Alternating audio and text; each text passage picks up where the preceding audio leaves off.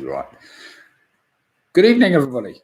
And welcome to Nick's Sunday night quiz. It's great to see so many people have joined us already. Oh dear. I'm listening to my wife's computer. It's just a few seconds behind mine, so I'm listening to my own voice repeated over, which is never mind. Now then, tonight we have 6 rounds of interesting trivia to keep you going. As normal, we will start with the first round, which is entitled Sunday the 20th of June. Sunday the 20th of June, where you use the initial letters and or numbers. Round number 2 is a sports and games round, I hope you've been keeping up with the football and the likes. Round number 3 is a connections round, where basically I ask you 9 general knowledge questions, and question number 10 asks for a connection between the previous answers. Round number 4 tonight is it's a round based on Cornwall. Now I know we've got one member that does the quiz from Cornwall, so it might be in her court, that one. But for the rest of us, you'll have to worry about doing a round on Cornwall. Round number 5 tonight is an initial letter link, which is pretty straightforward.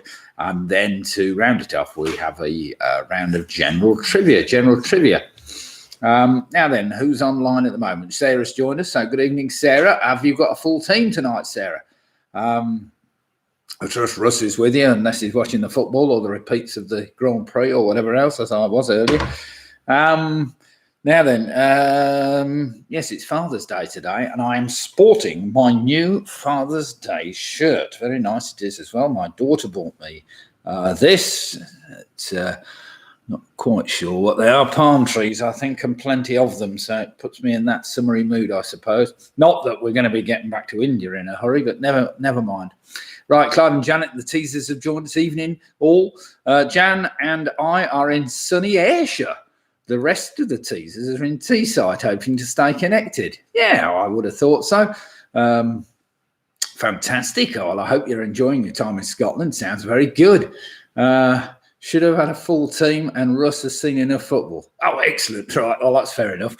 The Lonely Hearts have just joined us. So good evening to the Lonely Hearts. I hope you're all keeping well. Jed and Tracy have just joined us. Good evening, Jed and Tracy. And Michelle's also just joined us. So she's saying, hello all. James, Michelle, and Charlie all present tonight. No football training or the likes. Oh, never mind. That's a formidable team then. Chris has also just joined us. He's saying, good evening, Nick and Lydia. Now, talking of Father's Day, not only have I had this marvellous gift off my daughter, but my boys brought me around some beer. I had, in fact, it wasn't the same at all. I had some Old Empire IPA, which I'm starting on tonight for my eldest son, Sam. And that's going to be followed by some Longhorn IPA from Purity, of course, another Warwickshire brewery. And that was bought by my other son, Luke, who both popped round this morning with the kids. We've had a good fun.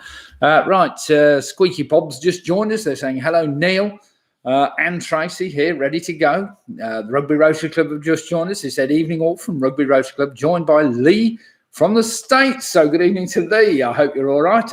Are you Zoomed online, Lee, or are you watching me directly on YouTube? Obviously, you might be doing both at the same time. Lisa's also just joined us from the States. Good afternoon from a very hot and sunny California, 89 degrees. In Old Money, 32 degrees C. Much nicer than the 109 degrees we had on Friday. Dear God. I hope you stayed inside, Lisa, and put the aircon on. That does sound a little bit on the warm side to me. Well, just for your information, Lisa, I live in a nice warm house, fully insulated, and at the present time, have we got the door open? No, I don't think we have. It's 22 degrees centigrade, which is a little more pleasant than the 25, 26 we had last week. So, yes, I'm sure, have a great day. I'm sure it's going to be fine.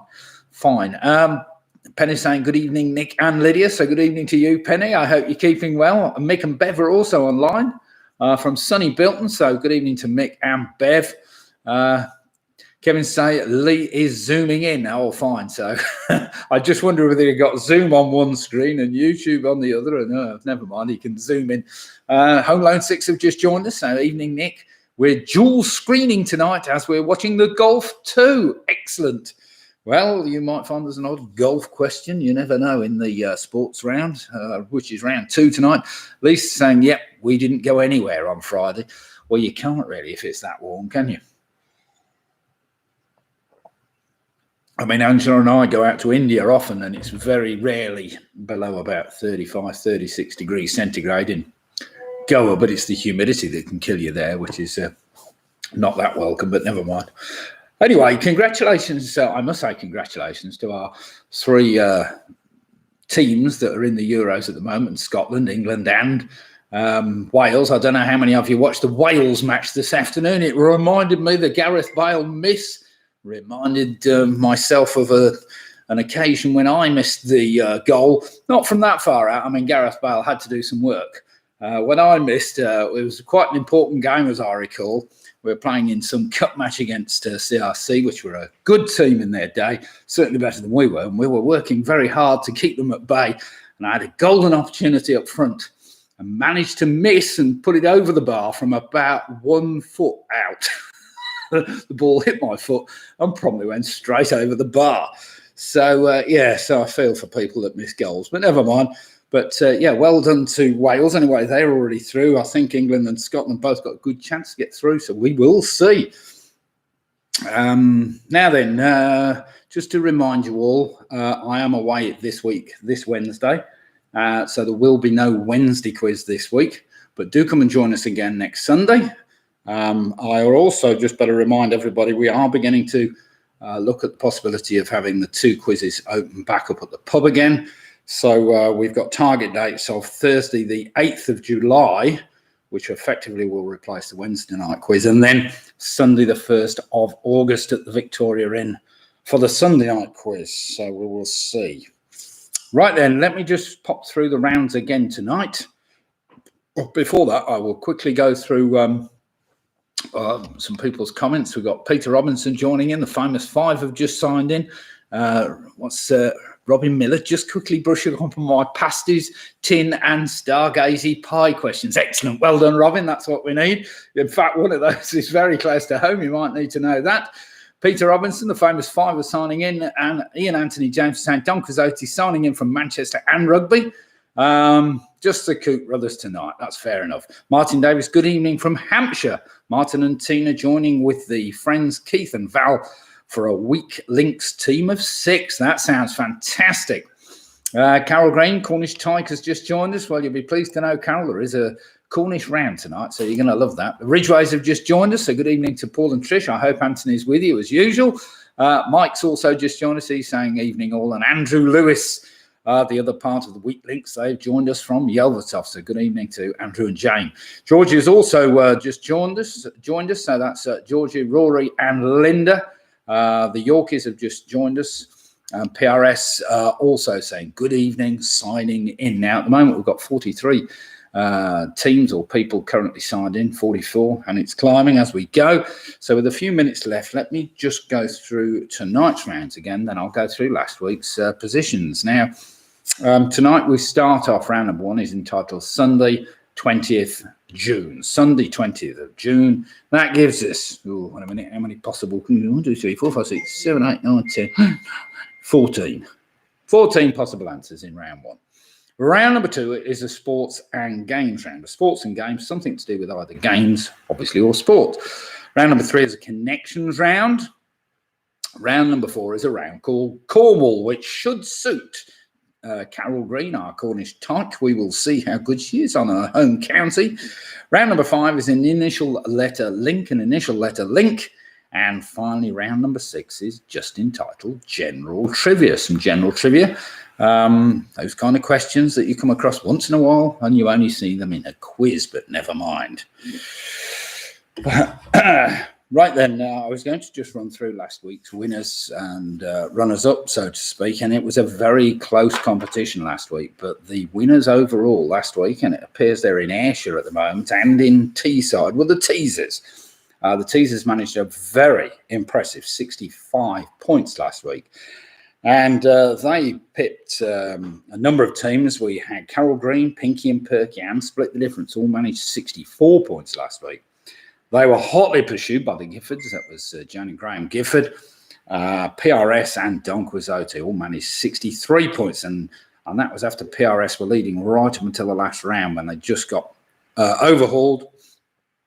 On 62.5 points, we had Paul and Trish and the Ridgeways. They were hotly pursued by the Rugby Rotary Club and Michelle Gibbons and family on 62 points. Then we had Team UK, USA, Lisa Lasky and the gang on 61 points, with Squeaky Bob on 60. Now, I won't go down any further, but very well done. We didn't have anybody particularly low scores at all last week, so very respectable scores all round.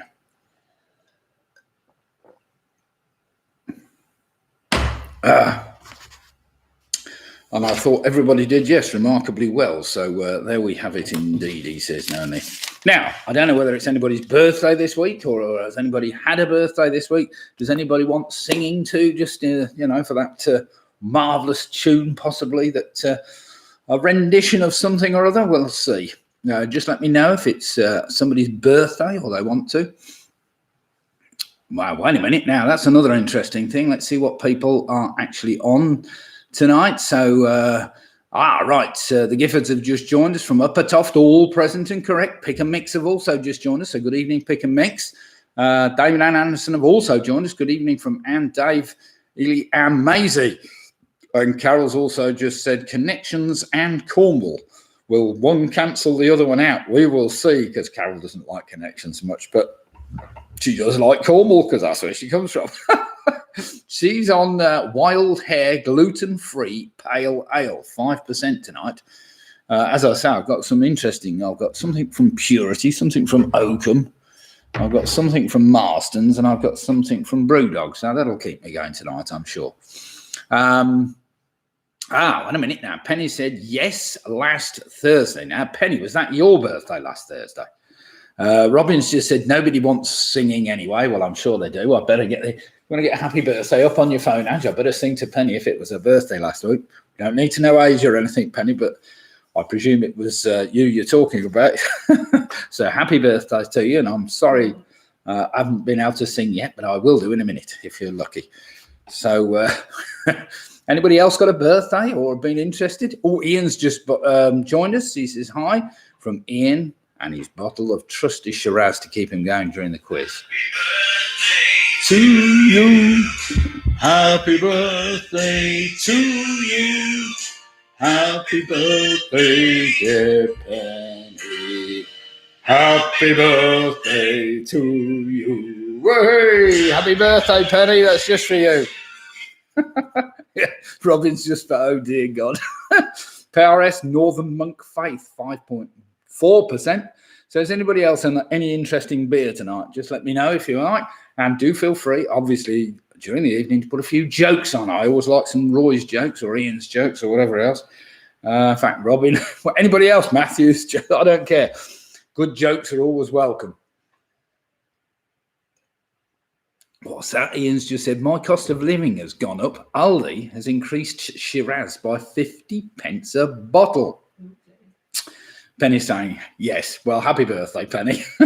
I'm sorry about that rendition of happy birthday. But never mind, I'm sure you caught it some way or another.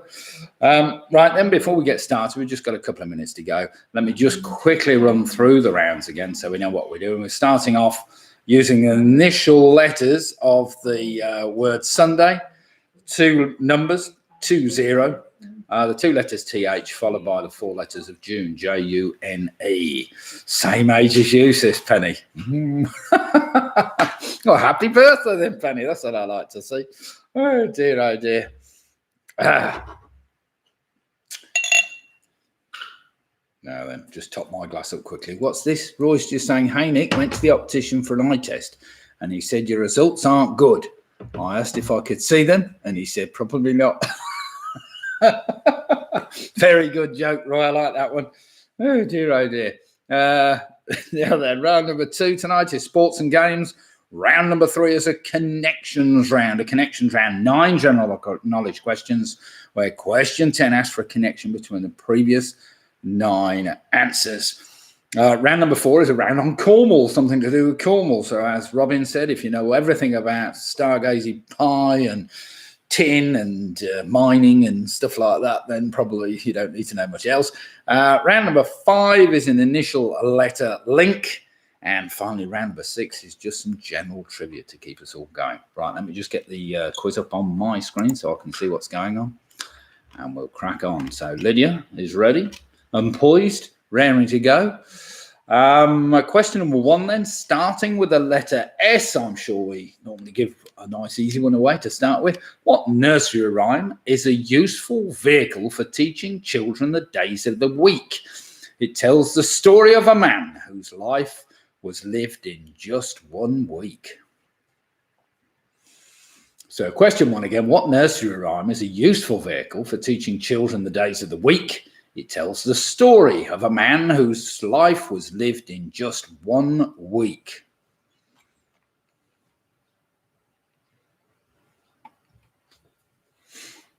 I don't think kids learn enough nursery rhymes these days. Well, I know our kids do, our grandkids do, but not everybody does. They're very useful, though, especially in quizzes. Question number 2, starting with the letter U. It's a 1-word answer.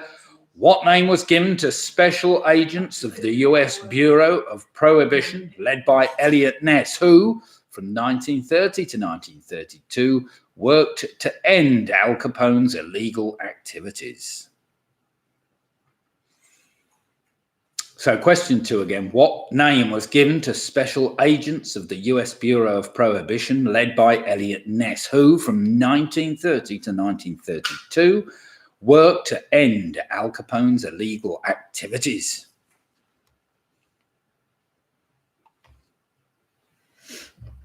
I'm sure we all know that one, surely. Starting with the letter U, remember, it's a 1-word answer. Question number 3 is a 2-word answer, starting with the letter N. Which 2005 comedy fantasy film starring Emma Thompson was based on the nurse Matilda character and uses the tagline, "Behave or beware"?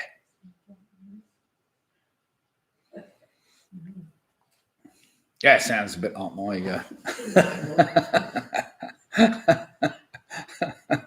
Question number 3, which 2005 comedy film fantasy starring Emma Thompson was based on the nurse Matilda character and uses the tagline, "Behave or beware"?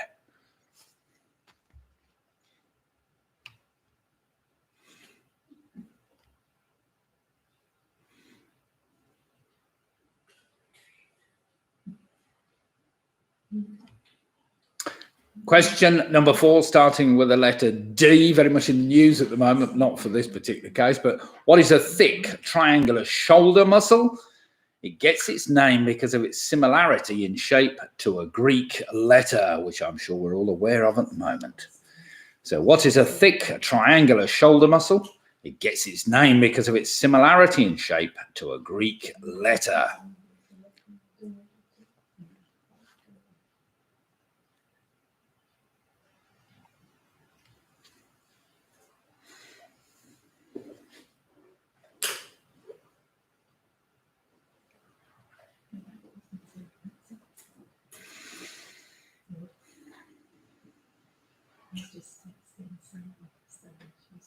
Question number 5, starting with the letter A.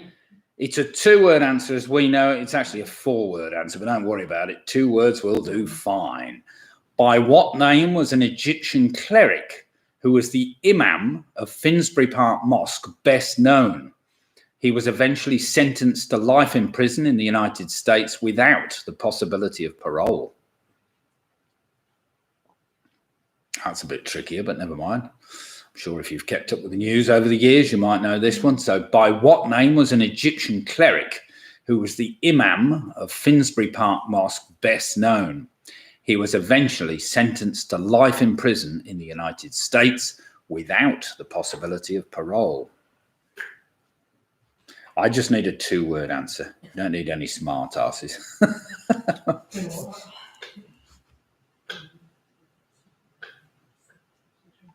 Question number 6 starts with the letter Y, so it makes it a bit easier for you. With their home ground named Hewish Park, Which Somerset-based team compete in the National League, the 5th tier of the English Football League system? So question 6 again, with their home ground named Huish Park, which Somerset-based team compete in the National League, the 5th tier of the English Football League system? That, of course, starts with the letter Y, which makes it a bit easier for you. I hope you know all your places in Somerset.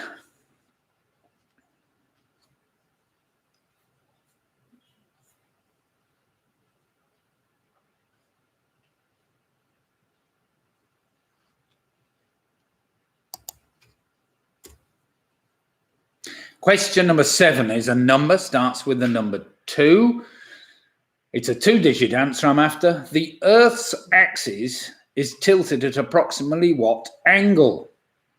It is also the number of times Julius Caesar was stabbed in the theatre of Pompeii, and the number of the psalm in the Old Testament beginning, "The Lord is my shepherd." Surely you know one of those 3. So question 7 again, the Earth's axis is tilted at approximately what angle? It is also the number of times Julius Caesar was stabbed in the theatre of Pompeii, and the number of the psalm in the Old Testament beginning, "The Lord is my shepherd." What's he put? Sorry, I haven't seen it.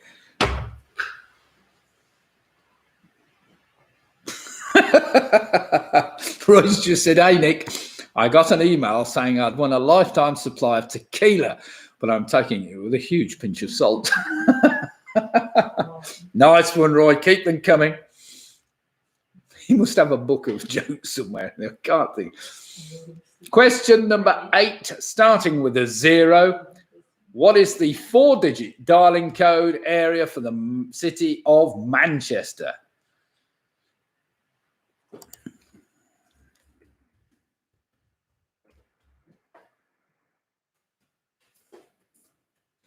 So what is the 4-digit dialing area code for the city of Manchester? Starts with a 0, surprisingly. As in the 20th.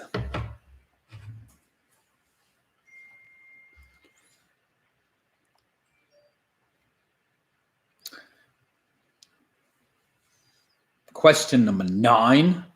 I know Martin Davis will get this one because I'm sure he asked me. We discussed this in the pub once, years ago, some quiz. What is the name of the capital of the country officially known as the Kingdom of Bhutan, a landlocked country in the Eastern Himalayas? So question number 9, starting with the letter T, 1-word answer. What is the name of the capital of the country officially known as the Kingdom of Bhutan? It's a landlocked country in the Eastern Himalayas.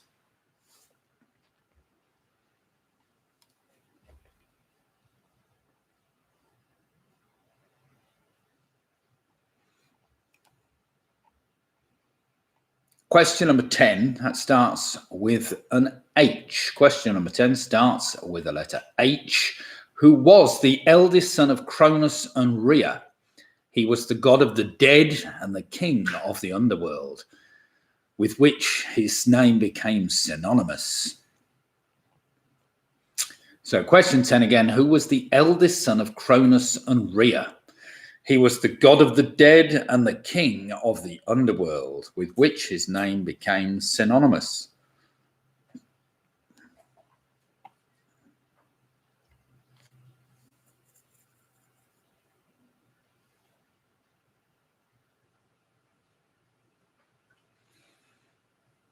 Question number 11 starts with the letter J. It's a 2-word answer, of course. Who posted on Instagram last week? Ever since I was 5 years old, I've dreamt of traveling to space. On July the 20th, I will take that journey with my brother.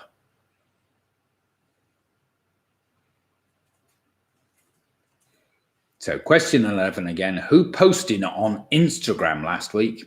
Ever since I was 5 years old, I've dreamt of traveling to space. On July the 20th, I will take that journey with my brother. He's also taking it with one other, but never mind. The other guy had to pay.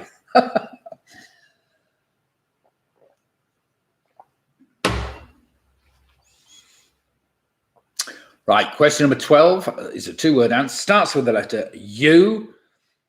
A terminal branch of the brachial artery. What is one of the main arteries of the forearm? I've put, I've cocked that one up a bit, Lee. It is. So question number 12 again, a terminal branch of the brachial artery. What is one of the main arteries of the forearm?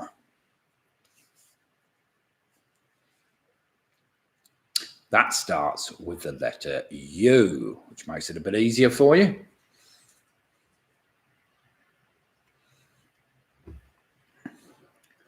Well, it's great to see we've got 57 people online at the moment looking at my ugly mush or just listening to me, whatever.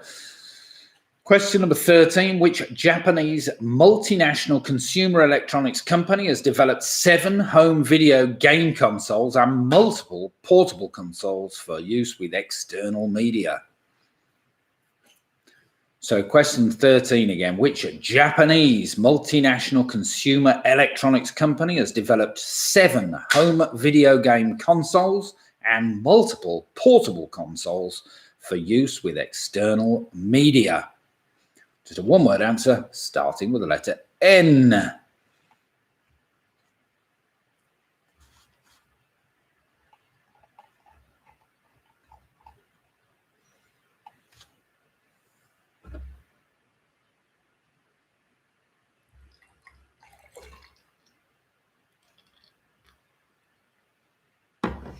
And finally, question 14, starting with the letter E, again, a one-word answer. What name is given to a phrase or form of words written in memory of a person who has died, especially as an inscription on a tombstone or a gravestone? So question 14, what name is given to a phrase or form of words written in memory of a person who has died, especially as an inscription on a gravestone or tombstone?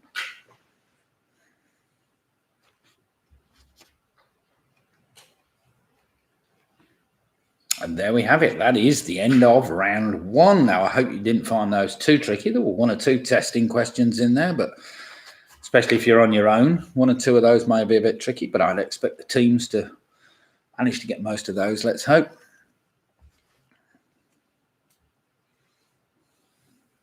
Now, whilst I'm on Martin Davis, what did you think of the Wales game then? Obviously being a big fan, you must have watched it, surely. You have to quickly put in the chat whether you thought I played well enough. They had a couple of good chances, and they defended well, to be fair to Wales. Right then, everybody, let's do some marking after put you out in measuring of round 1 and see how many of you have got full points on that round, or whether you've dropped 1 or 2.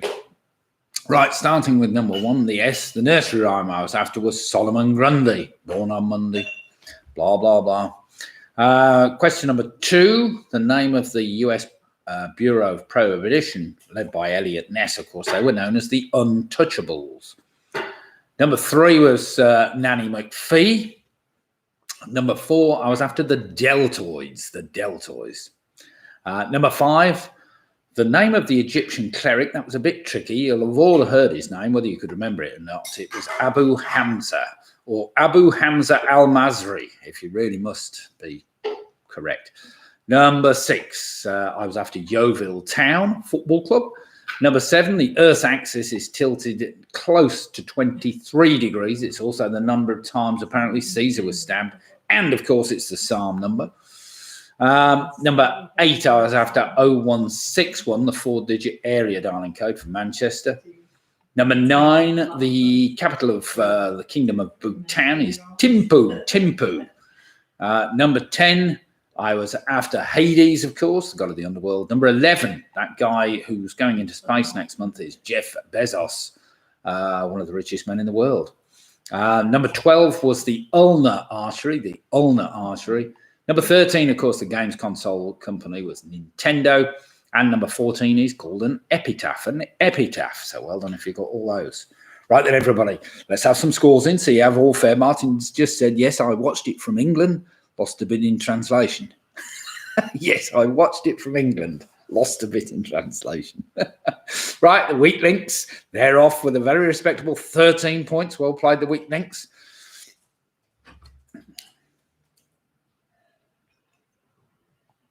However, Clyde and Janet and the Teasers managed a fantastic 14 points. We've got Ian Miller on 10. Well played, Ian. Home Alone 6 on 13. Squeaky Bob starting with a 12.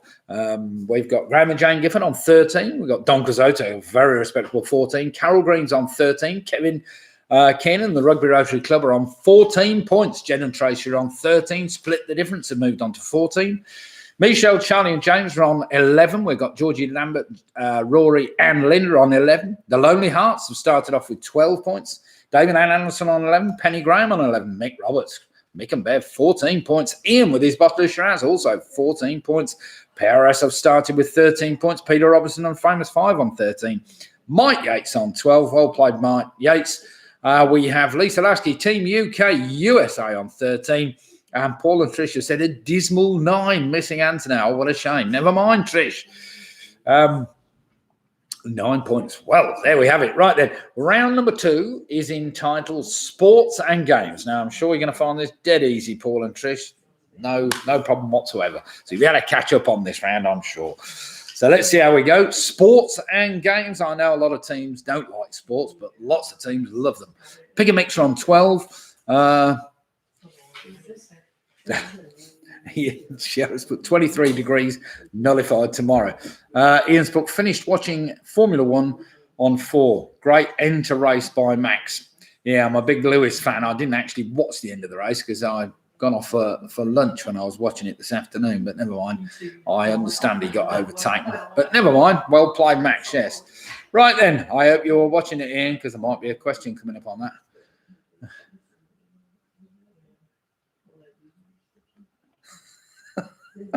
Clive's just put, I started to read the Aeneid. How did the author find the time to pilot Thunderbird 2? Wait a minute, what's put? The Devon and Cornwall Music Festival due to take place this weekend has had to be cancelled. They could not decide who to put first, the jam or the cream. Oh dear. Oh, Sarah, Russ, James and Joe have come up with the 12. Well played then. You might need to know that later on, Carol. Let's not preempt any questions in the Cornish round.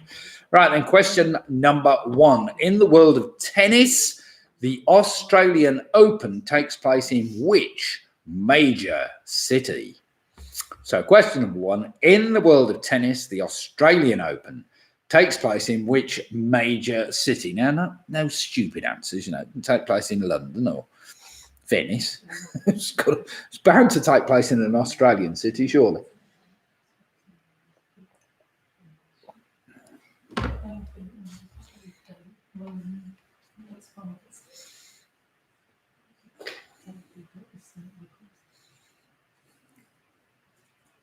Question number 2.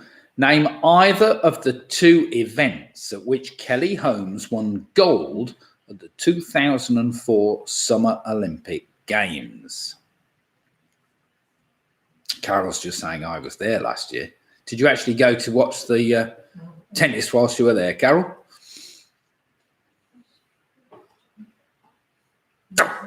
Peter's just saying some of us haven't seen the Grand Prix yet. Well, I've just rerun the highlights already. Never mind, you'll get the rerun of the highlights. I won't mention any more. You might need to know something. Question number 3. What number lies at the very bottom of a standard professional dartboard? So question number 3. What number lies at the very bottom of a standard professional dartboard? And I don't mean the little writing at the bottom. I mean the proper numbers, you know. I'm sure you know what I mean.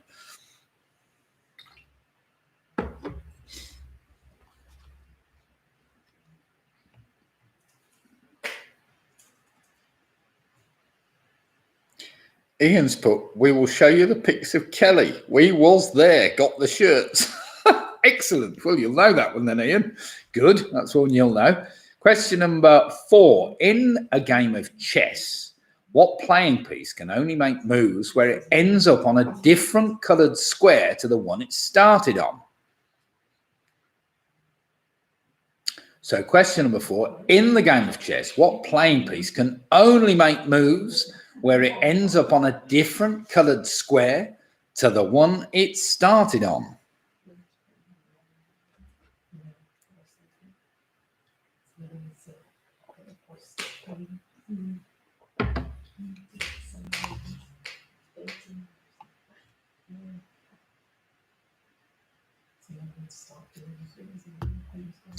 Question number 5, not to be a damp squid, of course.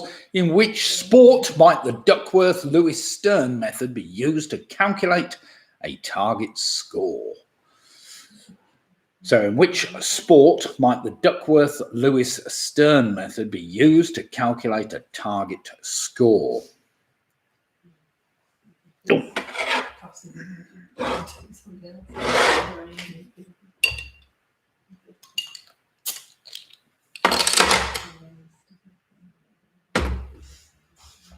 Question number 6 in this dead easy round so far. Oh dear.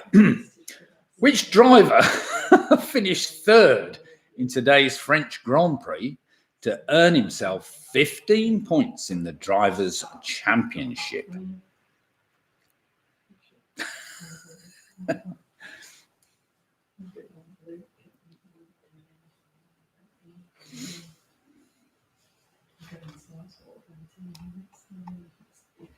Jerry Lee Lewis. Well spotted, Robin.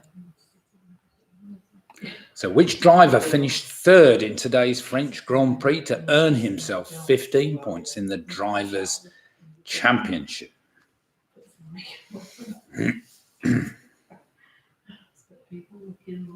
Oh, blimey, we've got some real smart Alex here. I can see it coming. Vera Duckworth, Jerry Lee Lewis, and Lawrence Stern. Very clever. Question number 7, one for all you football fans. You knew there's got to be one coming up. Which of England's defenders hit the post with a header in the 6th minute of the recent Euros football match between England and Scotland? So question 7 again. Which of England's defenders hit the post with a header in the 6th minute of the recent Euros football match between England and Scotland? Sorry, just losing my voice. I better quickly relubricate the throat.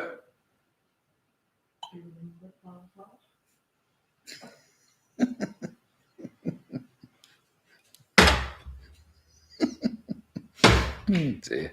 Yes, you're all right, Robin. Question number 8.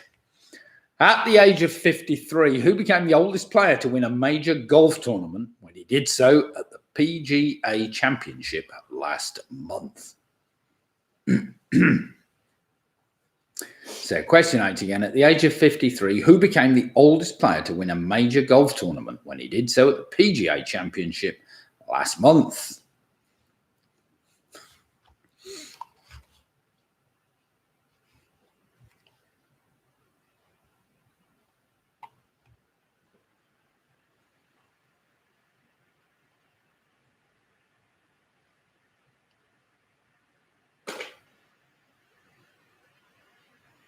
Question number 9 is a bit trickier. If you've been watching the sport, you might get this one. North Macedonia is one of 2 countries to make their European Championship debut as part of the 2020 UEFA European Championship. But what's the name of the other team?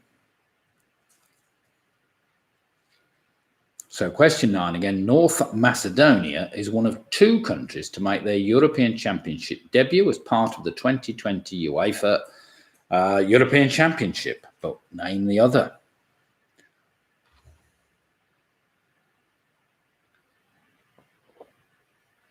Leslie's putting this is shaping up to be my best score yet.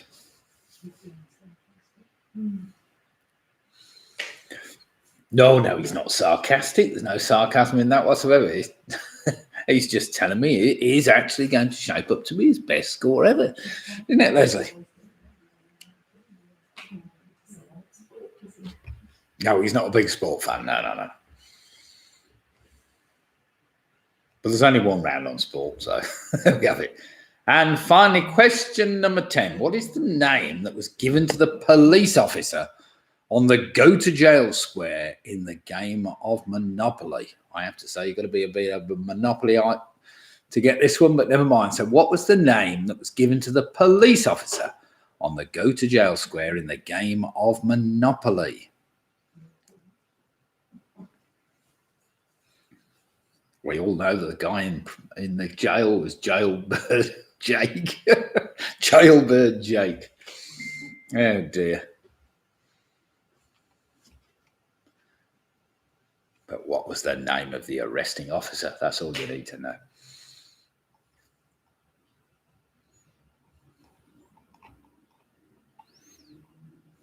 Right then, there were 10 questions on sport there. 1 or 2 tricky ones, 1 or 2 bang up to date.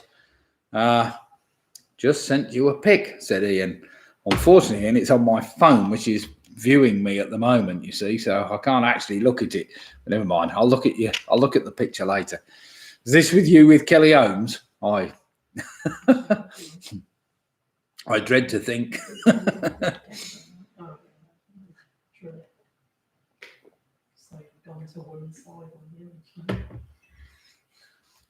Okay then, everybody, let's put you out your misery, because there's 1 or 2 of those you're either going to know me or not, I suppose.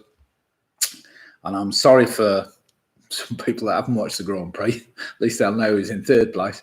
Here we go then. Question number 1 in the world of tennis. The Australian Open takes place in which major city? That's Melbourne. Number 2, Kelly Holmes. I asked for either of the events she won Olympic gold for. That was the 800 metres and the 1500 metres. So well done, Kelly Holmes.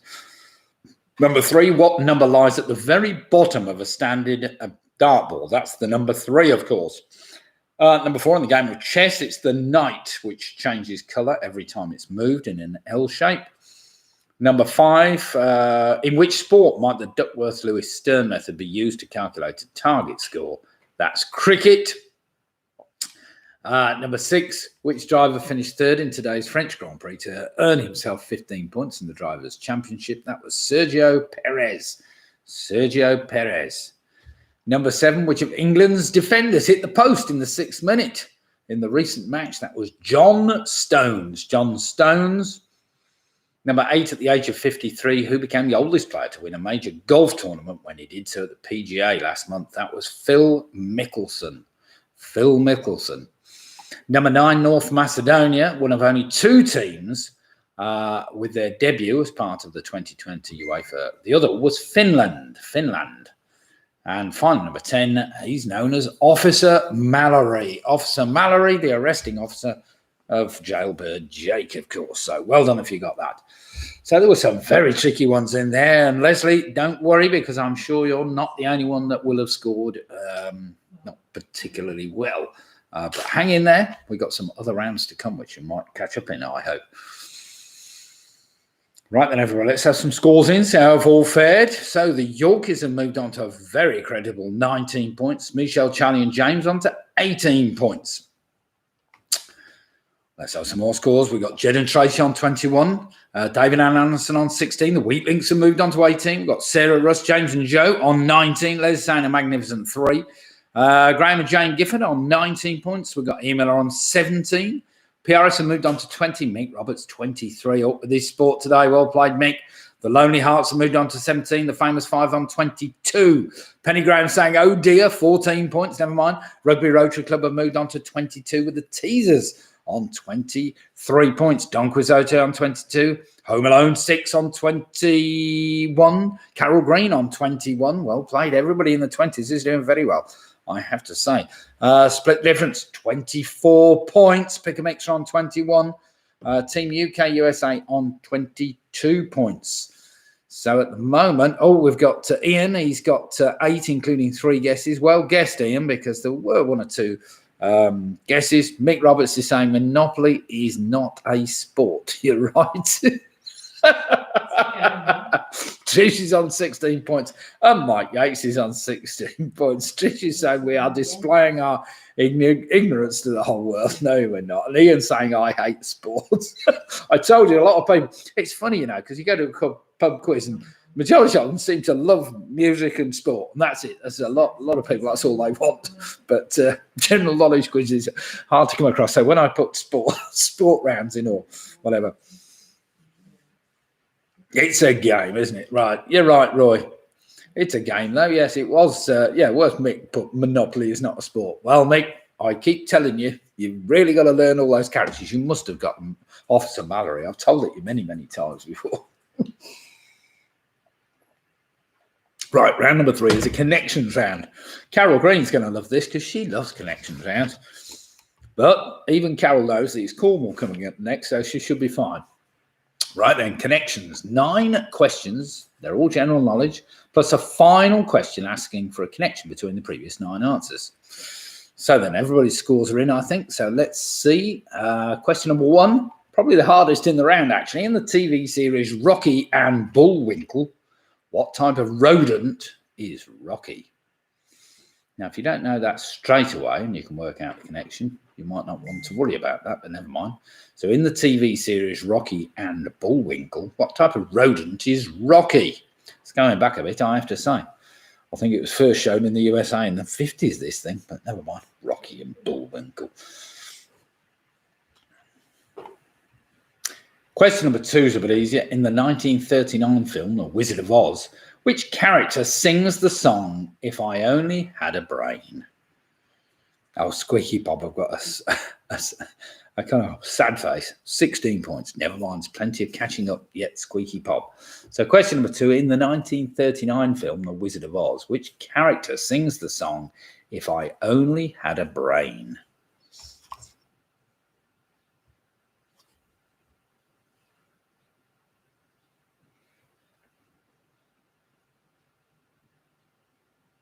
Question number 3. Borscht is a type of soup that normally has what vegetable as its main ingredient? So question number 3. Borscht is a type of soup that normally has what vegetable as its main ingredient?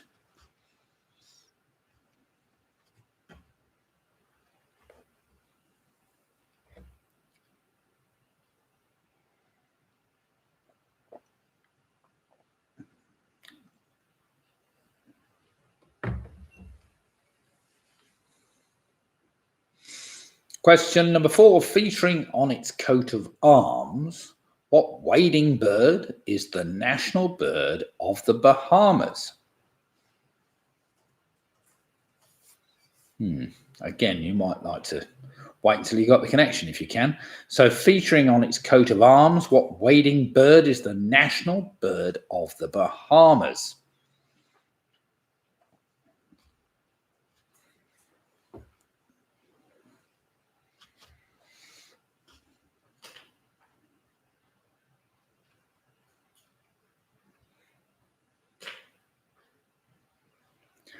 Question number 5. What word goes before code to give the US equivalent of a postcode? So question number 5, nice easy one, this one. What word goes before code to give the US equivalent of a postcode?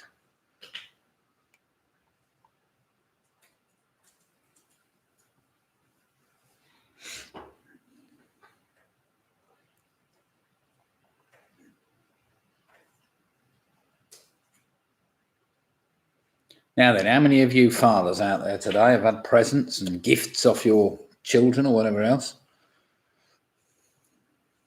Have they all been good? I've had 3 cards and 3 presents. So I'm... Mr. Silly. Yeah, one of them was Mr. Silly, I have to say, from the grandkids, but never mind. Question number 6. In the comic strip Peanuts, what breed of dog is Snoopy? So question number 6. In the comic strip Peanuts, what breed of dog is Snoopy?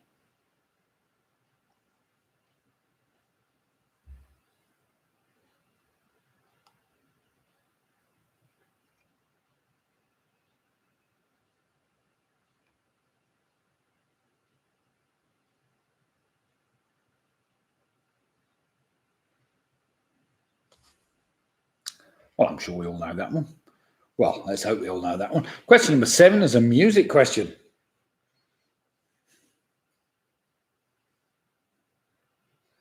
What's Ian on? He's on Highland Park 10-year Viking single malt whiskey. Well, that sounds very nice, Ian. What's that? Oh, that's what you got for Father's Day. Fantastic. Question number 7, reaching number 9 in the UK in 1977. What was the title of the group Rolls Royce's debut single? Very popular. It was too. So, reaching number 9 in the UK in 1977, what was the title of the group Rolls Royce's debut single? I'm sure it's the one they're all known for.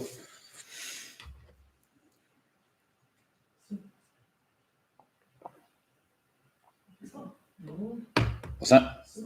Oh, yes, the sun's just come out, streaming across 93 million miles of space, and then it hits our window. Look at that. Sorry, I'm just looking at the sun's just come out. That's amazing. After all the day today that we've had, grey sky everywhere. Question number 8. Produced by Cadbury, the chocolate bar Freddo is shaped like what type of animal? It's just saying I prefer their second hit.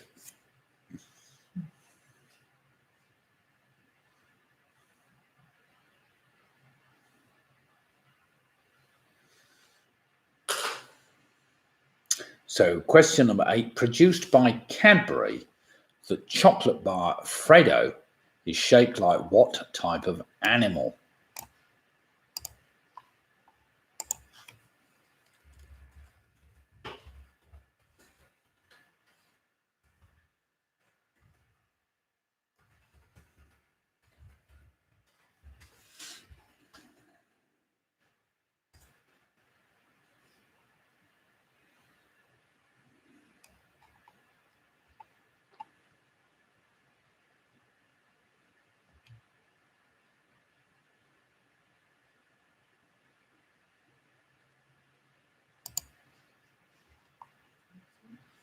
Sorry, just fiddling about my screen. Question number 9. What dessert consisting of ice cream, fruit, and other sweet ingredients is served in a tall glass and eaten with a long spoon, and is generally thought to have originated in New York in the early 20th century, with the first part of its name coming from the name of the hotel there?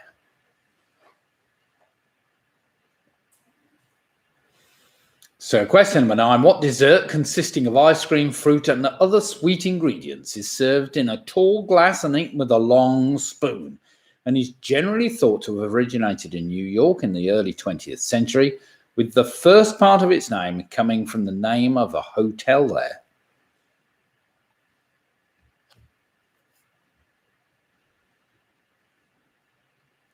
And finally, question number 10, one which you're going to hate here, but never mind. What reality television series connects the previous 9 answers? So question number 10, a very tricky one. What reality television series connects the previous 9 answers? I thought you'd like that one. It's just the kind of thing I avoid watching. Any reality TV stuff, but never mind.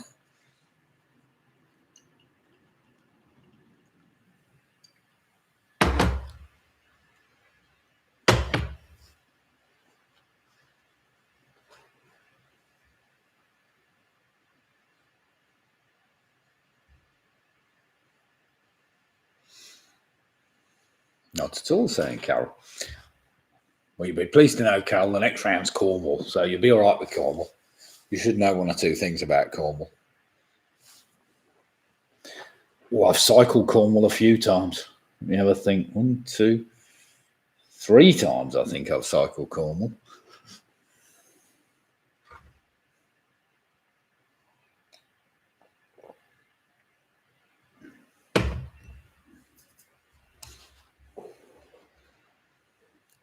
Very nice round the coast, but not so good in the middle.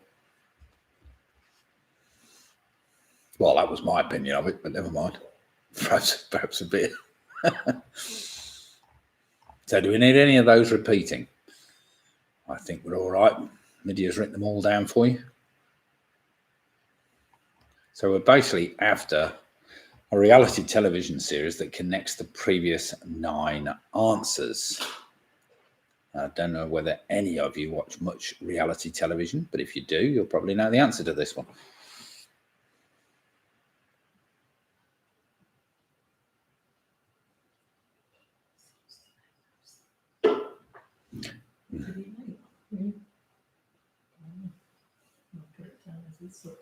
Oh, we've even got blue sky now. Not only have we got sunshine, but I can see blue sky as well. It's getting better. The wife and I are cycling tomorrow, 50-odd miles. Got it all planned. All the panniers are sorted out. So we're hoping for fair weather in the morning, but looks a bit cloudy and we've got a band of rain coming up from the south. So we need to be off at the crack of dawn. I keep telling her 5 o'clock in the morning, but she's saying 10. So that looks like 10. I know. Well, I'll still be in bed anyway. You're quite right.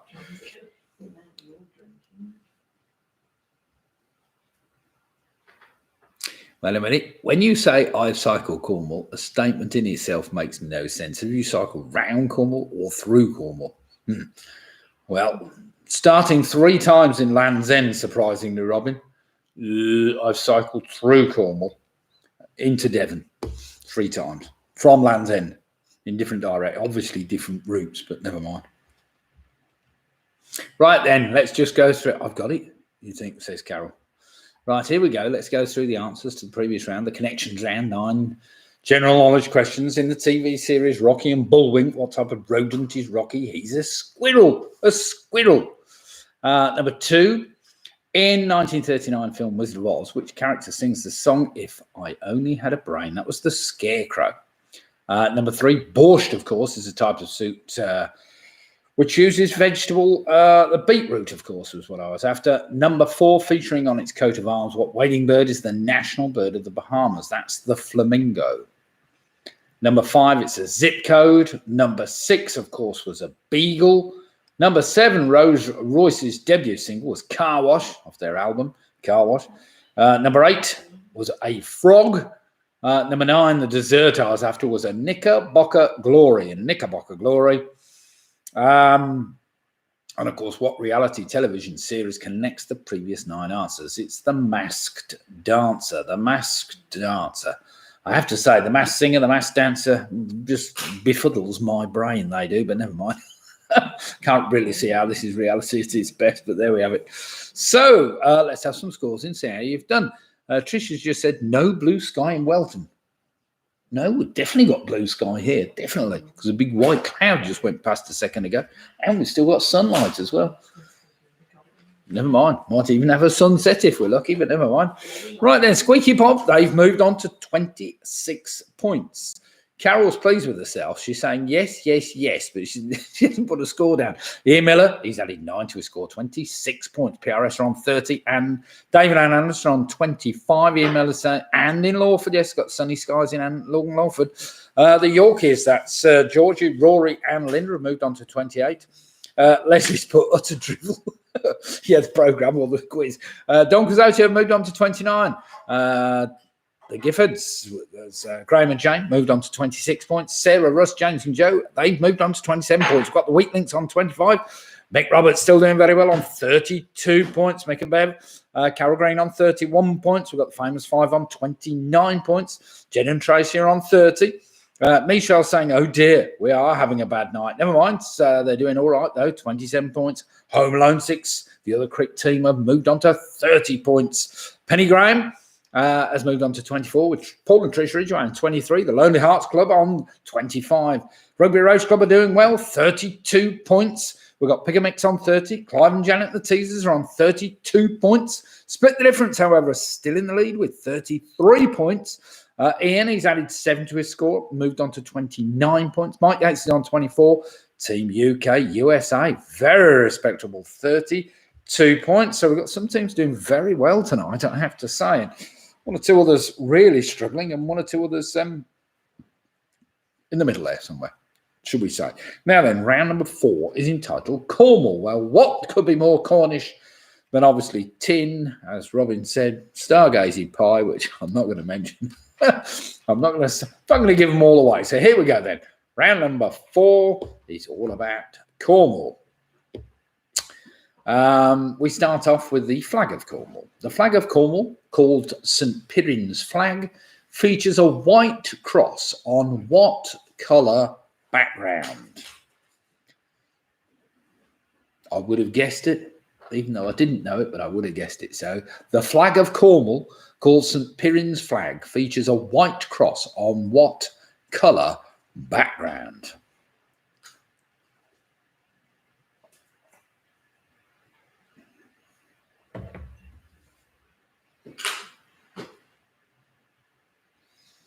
Question number 2.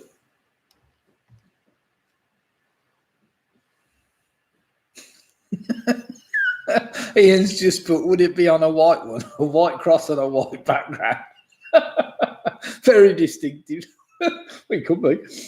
Question number 2. Oh, we've had this before. Never mind. We can have it again. What is the name of the river that forms most of the border between Devon and Cornwall? I'm trying to remember the pub that we normally end up at on the border, crossing the river. Never mind. Question number 2. What is the name of the river that forms most of the border between Devon and Cornwall? But a mighty fine river it is by any standards.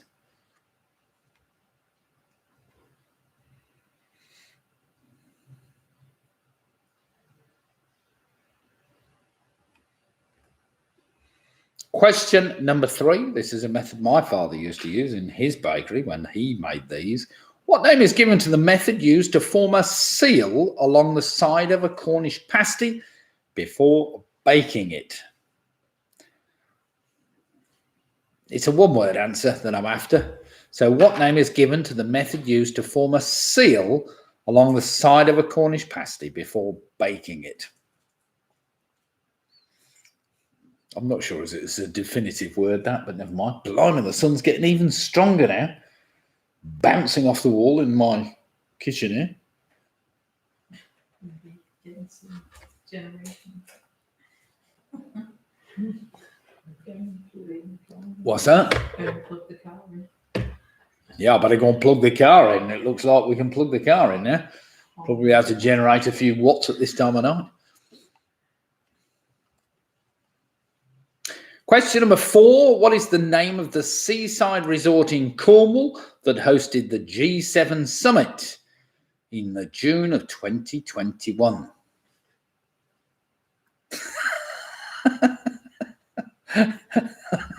Robin's taking my comments rather too riveting. That's a good word. Your father baked seals? What a monster.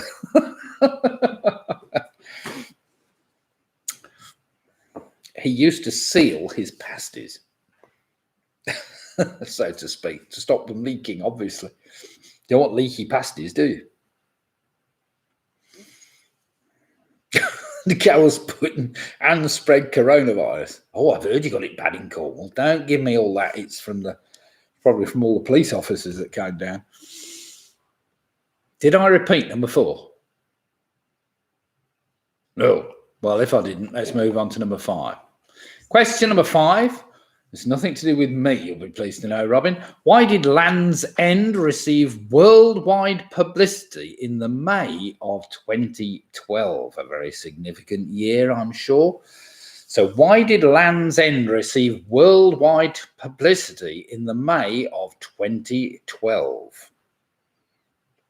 And it wasn't the year me and Angela started. We went in 2018, didn't we, Angela?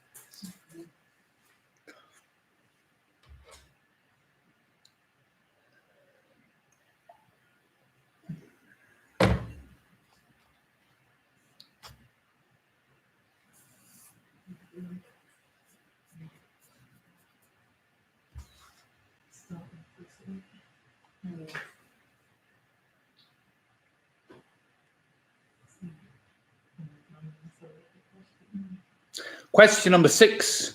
Brown Willie is the highest point in Cornwall and is located on which moor? So question number 6. Brown Willie, the highest point in Cornwall, is located on which moor? We went to the Tintagel Brewery. This is many, many years ago, and they actually did a pint of beer called Brown Willie. The funny thing was, it was an all-female brewery at the time, which I found quite amusing.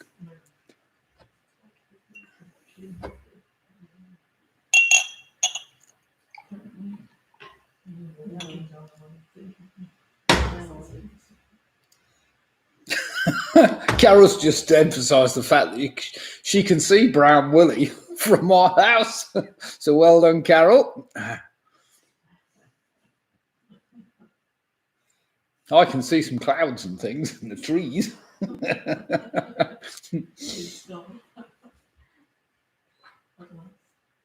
Question number 7. A china clay pit in Cornwall was once used as the surface of a planet in the TV series The Hitchhiker's Guide to the Galaxy and is now the site of which major visitor attraction? You're right, Ian. Just sounds like something you shouldn't do. That's what I thought about the pint of beer brewed by female brewery, but never mind.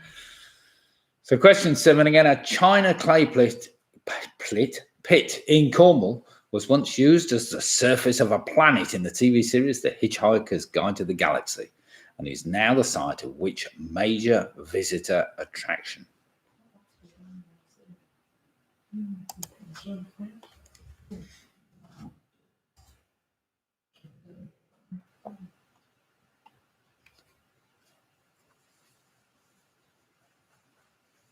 Carol's keep pointing out these little gems. Hosted the Queen. She seemed to get back to Buckingham Palace pretty quick, didn't she? Because she was doing something the following day, wasn't she? It was her birthday or something. But never mind. Still, she gets about her still. Our Queen. She's not doing bad for a 90-odd-year-old, is she? Right. Question number 8. With each novel having the subtitle "A Novel of Cornwall," Winston Graham is best known for writing a series of novels centered around which character? The Royal Train.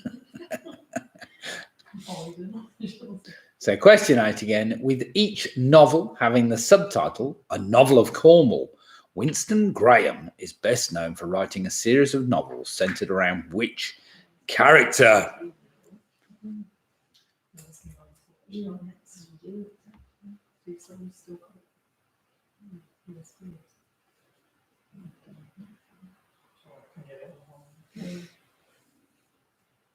Question number 9. You knew this was coming before you even started the Cornish round. If you were having a traditional Cornish cream tea, what should you put on your scone first? I'll give you the choice. Is it cream or is it the jam? So question 9, if you are having a traditional Cornish cream tea, what should you put on your scone first? Is it the cream or the jam?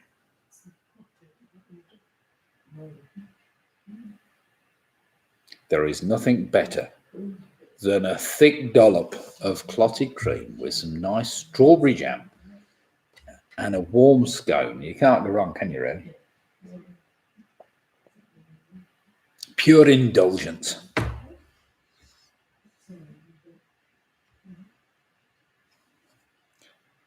And question number 10, finishing the round. God, I looked at this in disbelief, I have to say, but never mind. Question 10, who receives the money left behind by residents of Cornwall who die without leaving a will and have no known surviving relatives?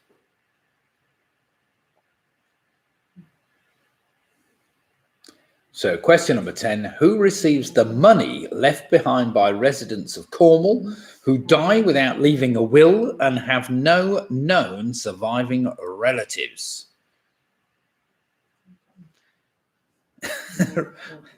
Roy's just saying, is it pronounced scone or scone? Well, I've always had this problem with my wife. Is it grass or grass? It's clearly scone, as it is grass. But there we have it. It's scone after you've eaten it, but it's scone before you eat, clearly.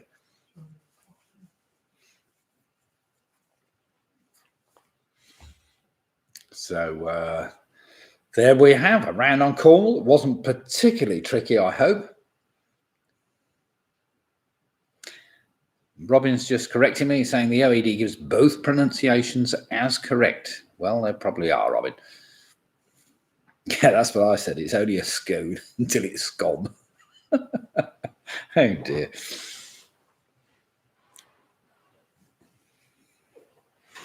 It's exactly the same, isn't it? Pass and pass and grass and grass and scone and scone and bath and bath.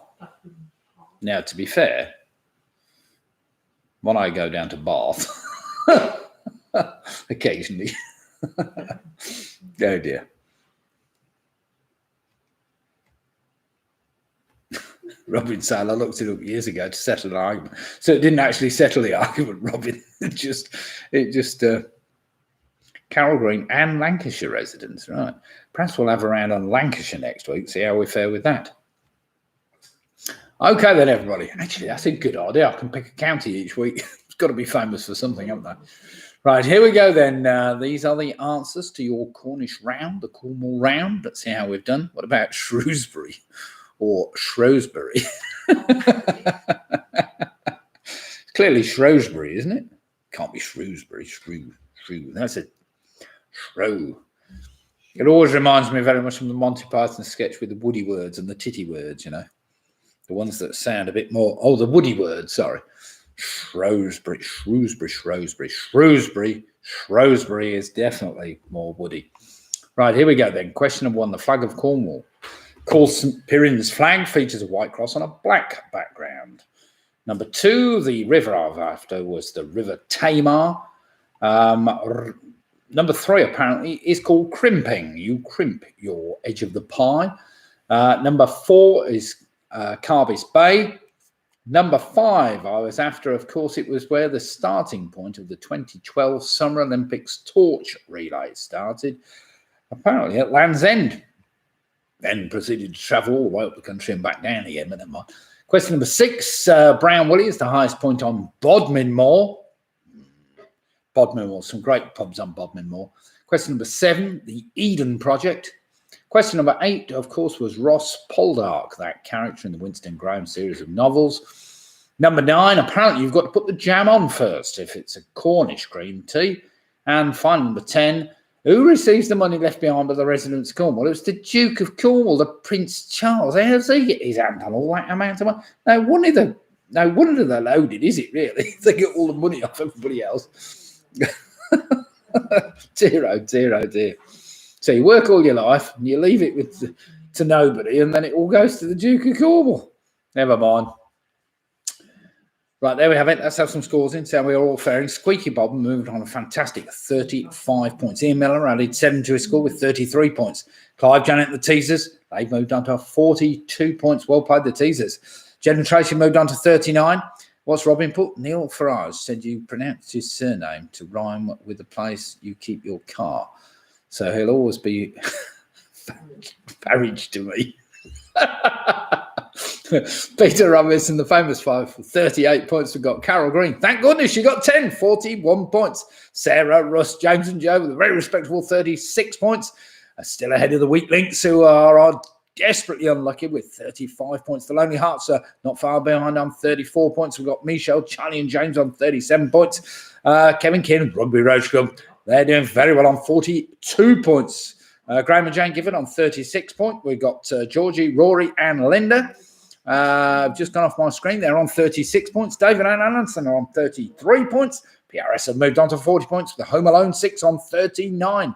Ian Sharrett with his bottle of Shiraz, he's moved on 10 points to 39.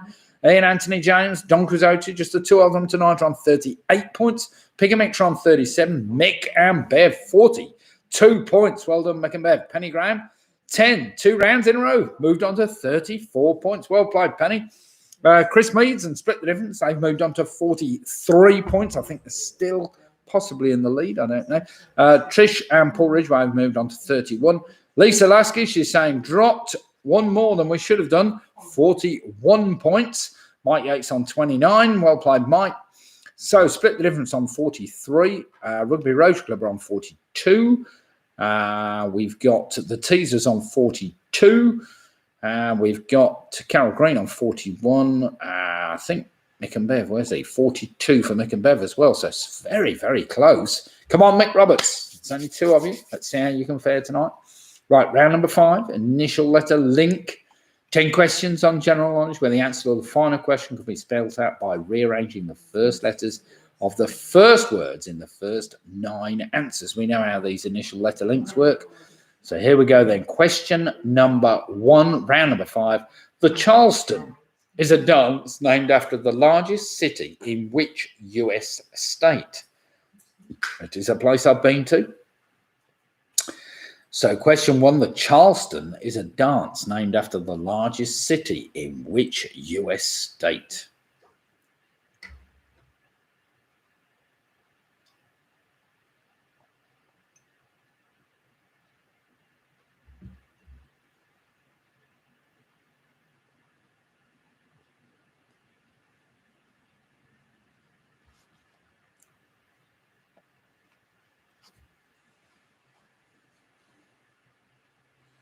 Question number 2, it's one for Robin because he likes singing, and especially people singing that shouldn't sing.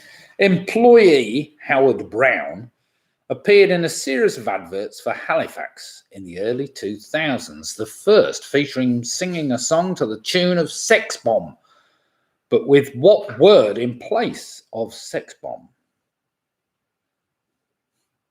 So employee Howard Brown featured in a series of adverts for Halifax in the early 2000s, the first featuring him singing a song to the tune of Sex Bomb, but with what word in place of Sex Bomb? He became quite famous, actually, didn't he? Didn't they bring him back the other year? I think they did. I didn't.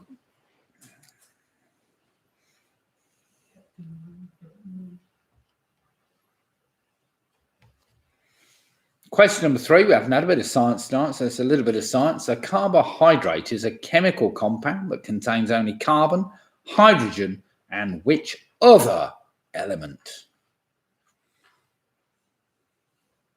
So question number 3 again, a carbohydrate is a chemical compound that contains only carbon, hydrogen, and which other chemical element?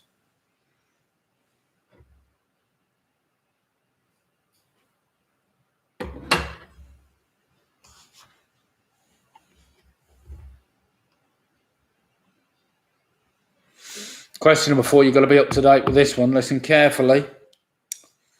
Based on her real-life experience that superheroes can be found in everyday life, which American politician wrote the 2019 children's book, Superheroes Are Everywhere?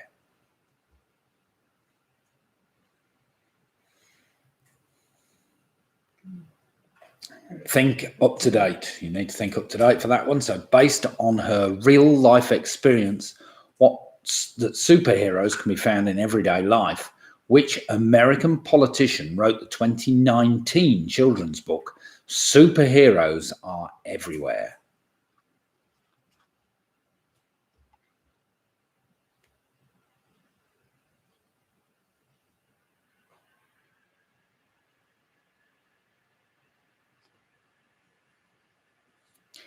Question number 5 sounds about right.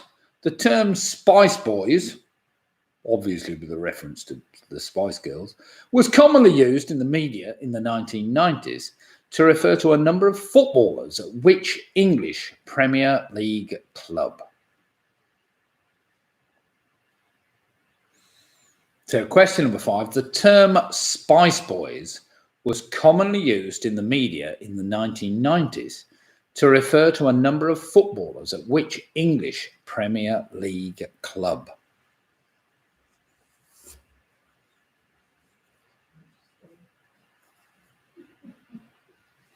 trying to think which paper it was. I think it was the Daily Express, but I might be wrong. I did read it earlier and I've forgotten it already.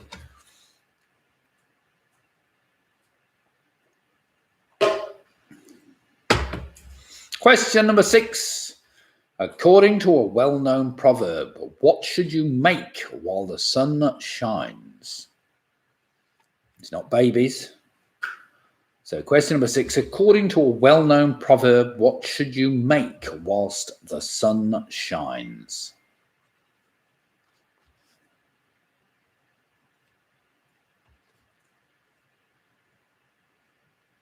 Make cider. Yeah, make beer.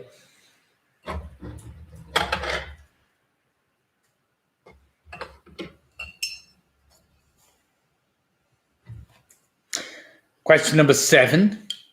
Of Scooby-Doo's 4 teenage friends, what is the first name of the only one who wears glasses? Sounds like me, but it's not Nick.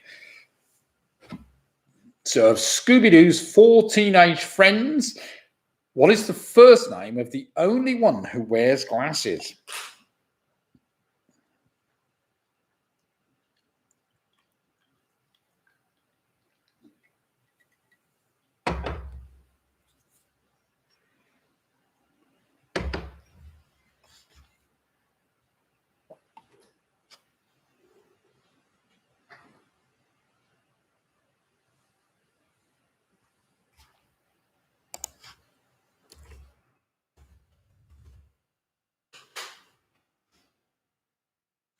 Question number 8. What 4-letter name can mean an imaginary boundary that separates 2 consecutive signs of the zodiac or a point of transition between 2 different states and comes from a Latin word meaning point or spear?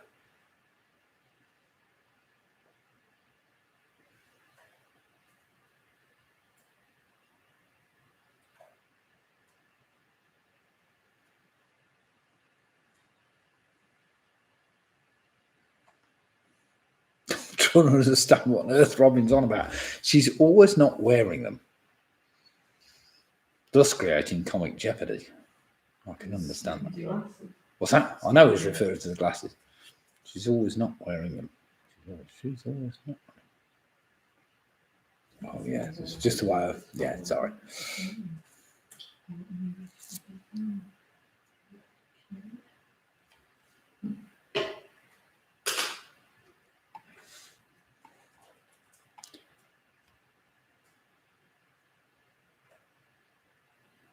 Question number 9. I'm not sure how up to date this is, I have to say, but never mind. I think it's up to date. I didn't check this one. In which supermarket would you find product ranges called Smart Price, Farm Stores, Little Angels, and Extra Special? Robin's sighing at me. It's all right, Robin. It's a bit tricky. So question number 9. In which supermarket would you find product ranges called Smart Price, Farm Stores, Little Angels, and Extra Special?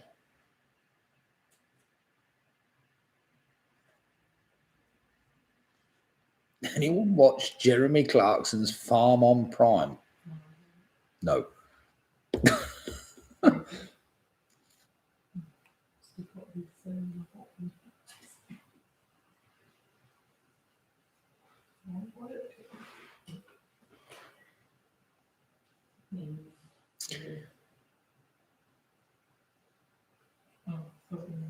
And finally, question number 10. Listen carefully.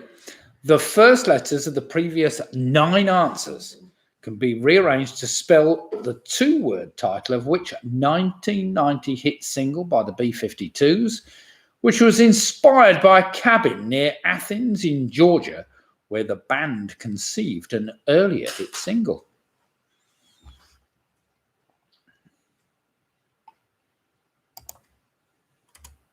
So question 10 again. The first letters of the previous 9 answers can be rearranged to spell the 2-word title of which 1990 hit single by the B-52s, which was inspired by a cabin near Athens in Georgia, where the band conceived an earlier hit single.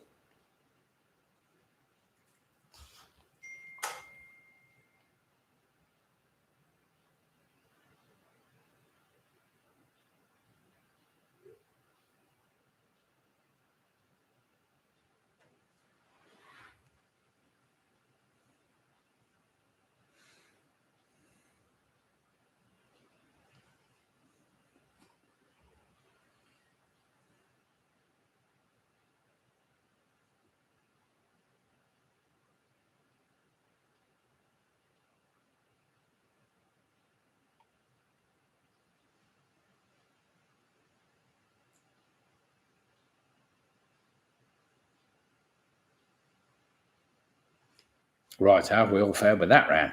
I trust we've all done okay. Well, it looks like the weather next week is set to improve. I think it starts pretty overcast tomorrow. There's a bit of a band of rain coming up from the south. So if you live down south, I don't think you'll get much of a day tomorrow. But we've almost got a red sky tonight. And you know what they say about that? Shepherd's delight. The sun shineth on the righteous. So there we have it, my better half. Right, how have we all fared with that little round then? More time. Bit more time, everybody? Yeah. Does anybody need any extra time? Just put it down quickly in the chat column if you do. I'll just give you a little bit longer because working those out can be a bit of a pain in the what's it? A tad. What a great word a tad is.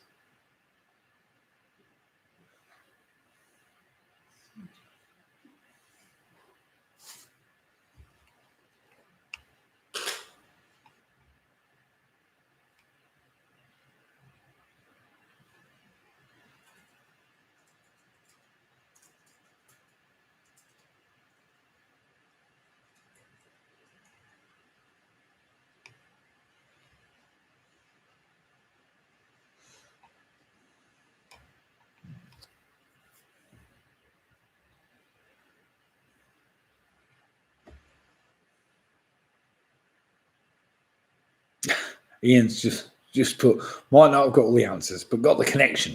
Must be the DJ in me. So Ian, are you still doing a bit of DJing or have you given that up or what? Have you still got all your gear? That's the most important stuff, of course. Umping those speakers around and amplifier and whatever else.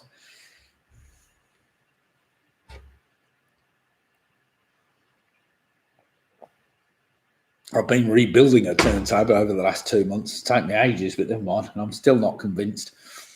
I'm nearly there, but I need a phono preamp. Well, I don't. I need one with a moving core stage on it.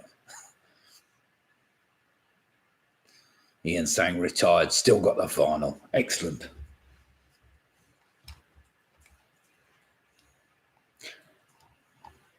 Right then, everybody, we're about there.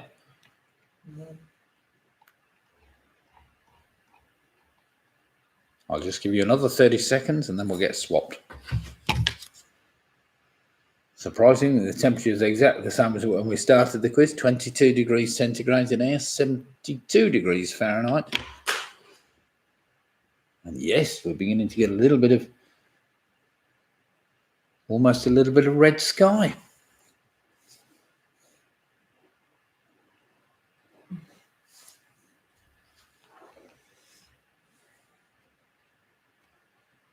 Right then, everybody, let's do some marking. Probably are long enough, so let's see whether we can work out, at least see how we fared. Question number 1, the Charleston is a dance named after the largest city in South Carolina. Number 2, instead of sex bomb, he used the word extra, as in Halifax extra, of course. Number 3 is oxygen.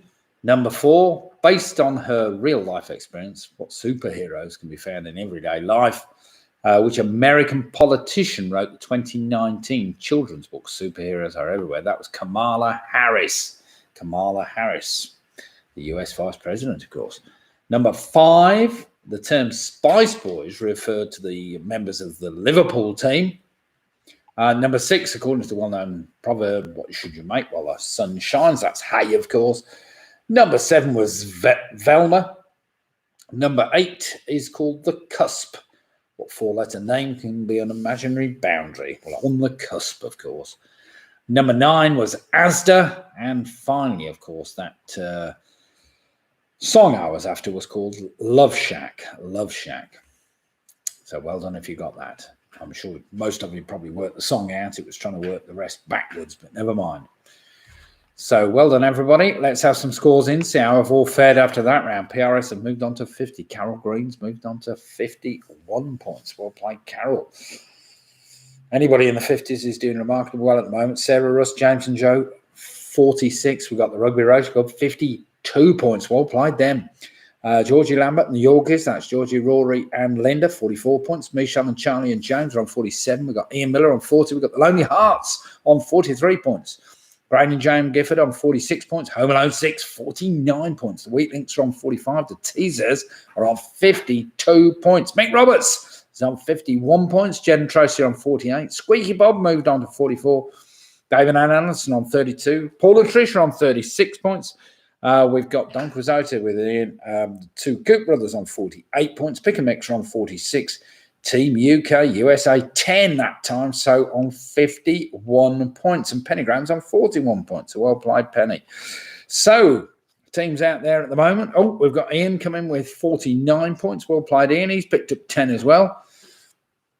He said, has your preamp packed up then? No, but it was not designed for low output moving coils. That's the problem, Ian. So I've just changed my cartridge. That's the problem. I had a high output moving coil. Now I've got low output moving coil. Don't ask. We've got Mike Yates on 35. Famous Five have moved on to 45 points and split the difference on 53 points. So this is going to be close going into the last round. We've got split difference at the moment, 53. We have the Teasers, 52. Mick Roberts, 51. We've got Rugby Rose Club, 52. We've got Carol Green, 51. PRS are on 50. So it's all to play for going in this last round. We've got a few great teams in the 50s. And all those very high 49s, 48s. Well done, you. Right then, last round tonight, just some general trivia. We're starting off with an anagram. It's quite a long anagram. It's called, it's 4-word anagram. Here we go. It's polo hamper, unfashionable topic. So polo hamper, unfashionable topic is your anagram this week. I'll let Lydia write that down for us. It'll be easier. And your clue is, it's lots of dedicated television. Lots of dedicated television. So polo hamper, unfashionable topic is your anagram this week. And the clue is lots of dedicated television. And it's a 3-word answer I'm after. I'm sure you can work that one out.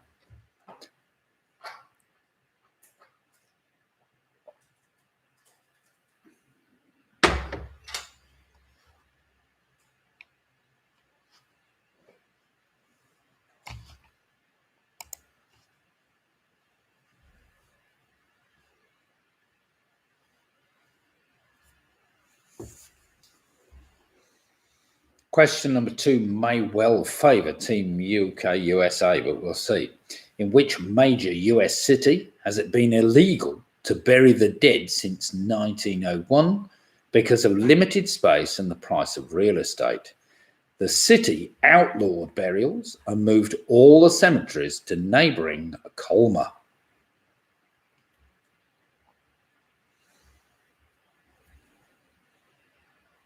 So question number 2, in which major US city has it been illegal to bury the dead since 1901 because of limited space and the price of real estate? The city outlawed burials and moved all the cemeteries to neighbouring Colma.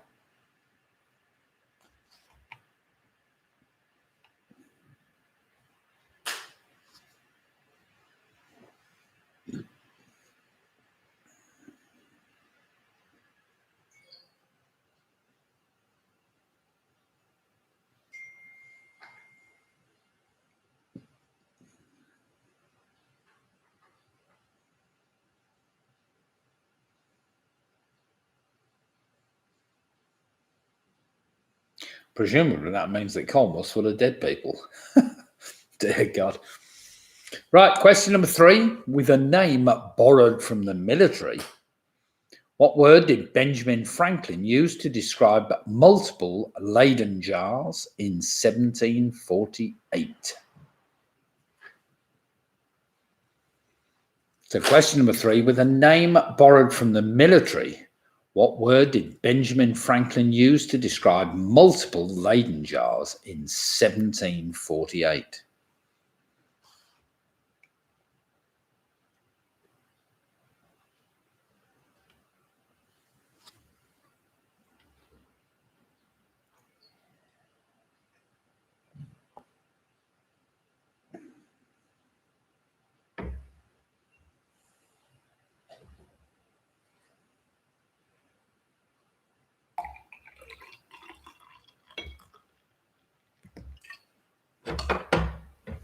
Question number 4.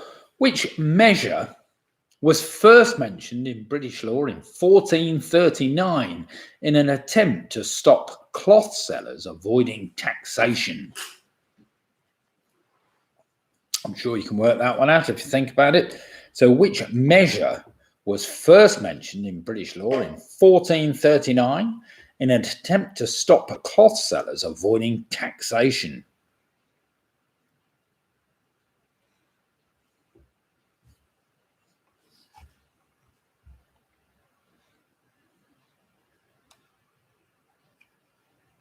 Blooming cloth sellers.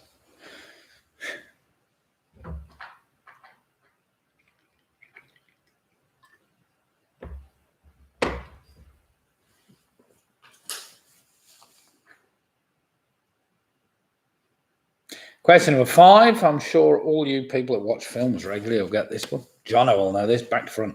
Who played alongside Paul Newman in the film The Colour of Money? Dustin Hoffman in the film Rain Man, and alongside Jack Nicholson in the film A Few Good Men. All great films, I have to say. So who played alongside Paul Newman in the film The Colour of Money? Dustin Hoffman in the film Rain Man, and alongside Jack Nicholson in the film A Few Good Men.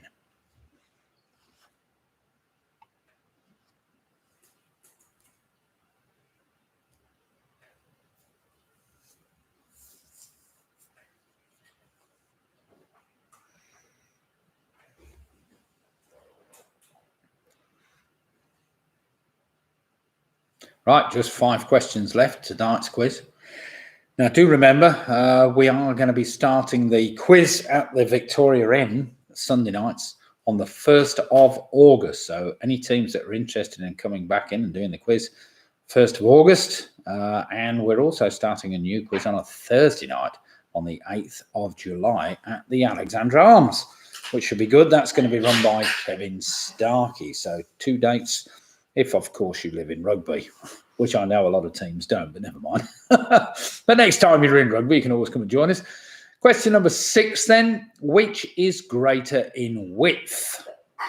I'll give you the choice. Is it polo goal or a football goal? A soccer goal, basically. So which is greater in width? I'll give you the choice. Is it a polo goal or is it a football stroke soccer goal? Yeah, Martin's asking which year. Well, we'll see, Martin. Hopefully restrictions will be lifted somewhat by then. And it'd be great to see the weak links come back, I have to say. So 1st of August for the diary. Of course, the rate infections are going. It's nothing's ever taken for granted, is it? Oh, it sounds like the wife's got the sneezes at the moment.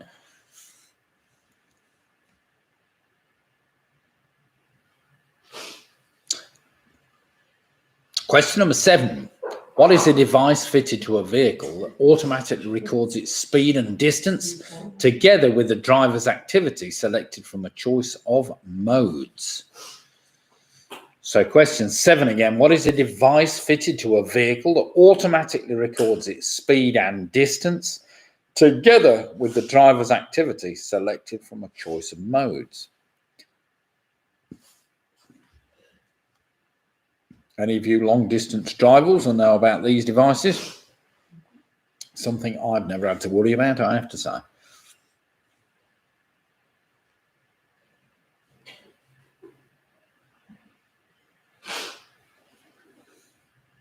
Question number 8 moves from Cornwall to Devon. What was the surname of the famous British explorer who was born in Tavistock, Devon in 1540? So question number 8 again. What was the surname of the famous British explorer who was born in Tavistock in Devon in 1540?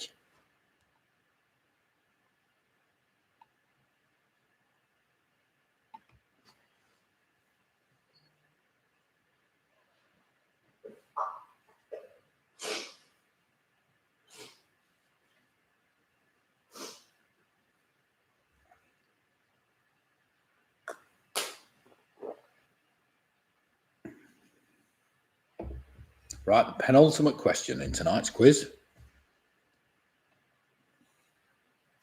What mission number was given to the 6th manned flight in the United States Apollo program and the 2nd to land on the moon? So question 1 again, what mission number was given to the 6th manned flight in the US States Apollo program and the 2nd to land on the moon?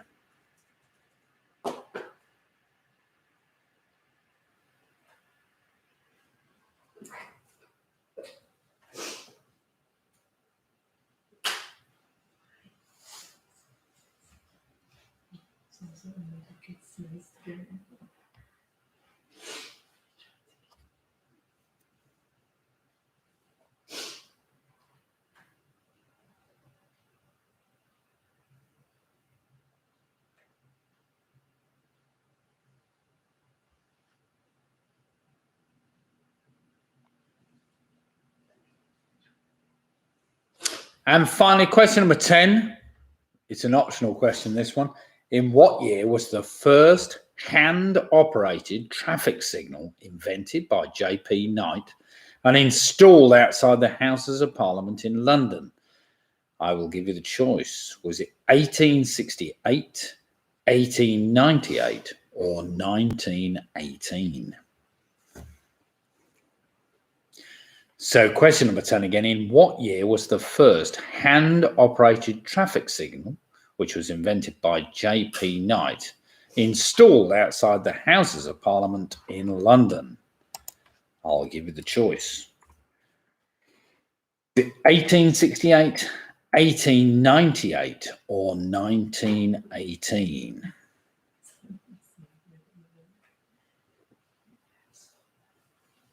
Now, if you enjoyed the quiz tonight, always hit the like button. That's what it's there for, the one with the little thumbs up. So do feel free to like the quiz if you've enjoyed it. Of course, if you haven't enjoyed it, there's always the thumbs down button as well, but never mind.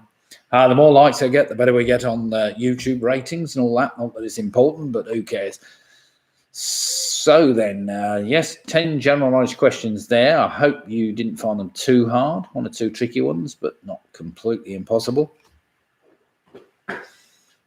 So let's see how many of you have got the correct 10 answers and whether you can take your winning position into a winning position or whether you can take your behind everybody else position into a winning position. Here we go then. Have we managed to decipher the, first of all, there was the anagram. We started off polo hamper unfashionable topic. It was your anagram of the week and your clue was it's lots of dedicated television. Of course, that's European Football Championship. European Football Championship. So well done if you worked that one out. Number 2, the US city that's been illegal to bury the dead is San Francisco. So well done if you got that. Number 3 even, borrowed from military. What did Benjamin Franklin use to describe multiple Leyden jars? Well, Leyden jars made electricity. It was a battery, Number 4, I was after a yard. It was a yard of cloth, basically, that was first mentioned in British law in 1439, apparently. Number 5 was Tom Cruise. Number 6, which is greater, a polo goal or a football goal? This was a bit of a trick question because they are identical. They're both 24 feet wide. So I wouldn't expect anybody to get that unless they really knew their polo and their golf football goals. Number 7 was a tachograph. Number 8, the surname, it was Drake, of course, the Sir Francis Drake, of course, was born in Tavistock. Number 9, it was Apollo 12 that was the second to land on the moon. And, of course, number 10, in what year were the first hand-operated traffic signals invented by J.P. Knight installed outside the Houses of Parliament? I gave you the choice. It was 1868, 1898 or 1918. It was, in fact, 1868. 1868. So well done if you got that, because that was a bit tricky, that one. I would have gone a bit later. I would have gone 1900s because there weren't many cars about, were there? So well done if you got that one. Yes, and I'm sure a lot of people are swearing at him since. But never mind. Right, we've got some scores coming in, and PRS have ended up with a fantastic 57 points. Well played, PRS. Georgie Lambert and the Orchies. So that's Georgie, Rory, and Linda, 52 points. Ian Millers ends up on 46. Carol Green, 59 points. Well played, Carol. And well played, Mick. Mick and Bev on 59 points. We've got the Andrew and Jane and the rest of the week links. That's Tina, Martin, and the two friends on 51 points. We've got Graham and Jane Giffen on 54. Mike's on 41. We got the Lonely Hearts Club. They end up on 47 points. Still very good score. Clive and Janet the Teasers on 61 points. Well played them. We've got Squeaky Bomb on 52. Famous Five end up on 53. Penny Graham ends up on 47. David and Anderson, 49. Michelle and Charlie and James on 54 points. Sarah on 49 points. Only got 3 on that round. Never mind. Home 06 on 56 points. That's a cracking score. Jen and Tracy on 51. Don Quazzotti, 56 points. Ian with his bottle of Shiraz.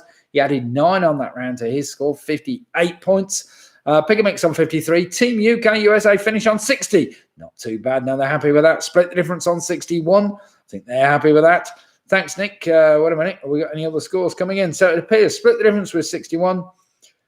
Team UK USA 60. Let's just go through the 60s. We've got Teasers 61 points.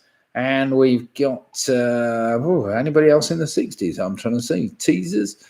So it appears that we have a draw for first place tonight. Oh, Rugby Rotary Club. A 3-way split tonight for the winners. And it does appear, Trish is saying, 39, utter rubbish. Come back, Anthony. No, I don't believe that. It's just a bit of lateral thinking, Trish, isn't it? That's all we need. Right then, it appears we have a 3-way split for the lead tonight. We have the Rugby Rotary Club. Congratulations to them, 61 points, along with Split the Difference. Also, congratulations to you on 61 points.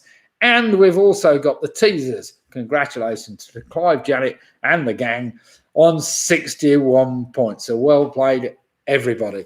And then, well, I say runners-up spot on 60. We had Team UK USA on 60 points. They're only 1 point behind. So thanks, everybody, for taking part tonight. It's been a great quiz. I look forward to seeing you all again this Sunday. Do remember, if you have a proclivity for quizzes, do come and join us on the 1st of August at the Victoria Inn. And if not, come and join us at the Alexandra Arms on a Thursday night, starting on July the 8th, I think, if I've got it in my brain box somewhere. Anyway, thank you very much, everybody, for taking part. We'll see you all next Sunday. As I said, there is no Wednesday night quiz this week because we are away. So thanks, everybody, for taking part, and we'll see you again. Cheers. Good night.